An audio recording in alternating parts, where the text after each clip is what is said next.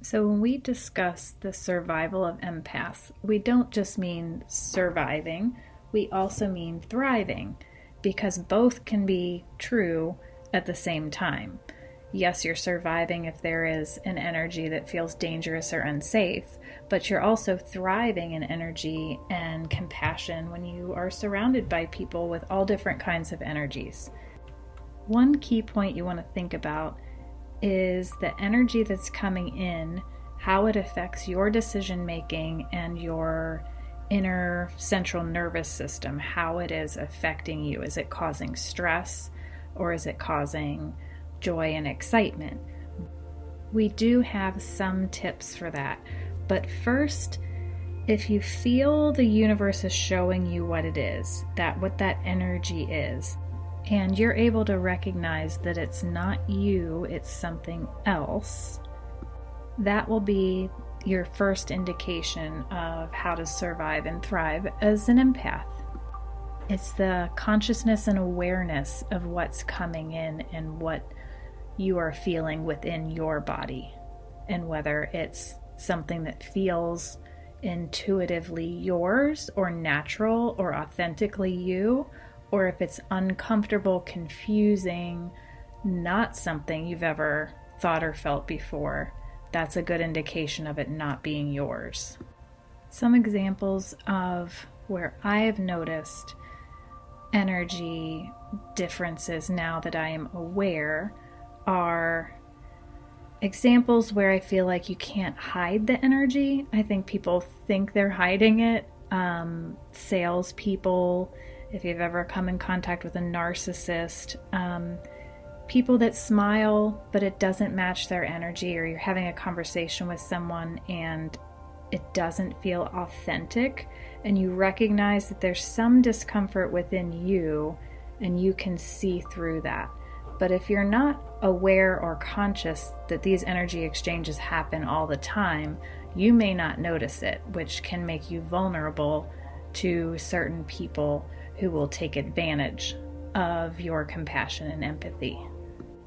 I do love the saying, when someone shows you who they are, believe them, but I change it a little bit for the energy feeling that we have. So when you feel the energy, don't ignore it. So you don't just have to, yes, when you see someone's behavior, believe it, but truly energy doesn't lie. So when you feel that energy, don't ignore it. It's there for a reason. It's telling you something. If you are sensitive and an empath, that's the superpower part of having the ability to recognize that. It is an amazing protective mechanism built in, and just believe it. You know how it feels, and believe it.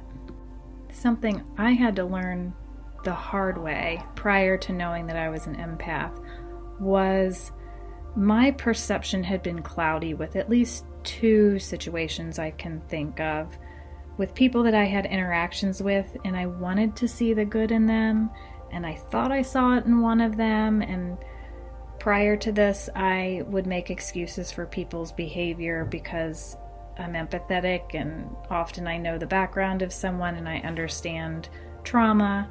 So I couldn't see very clearly. I will say things were a little cloudy.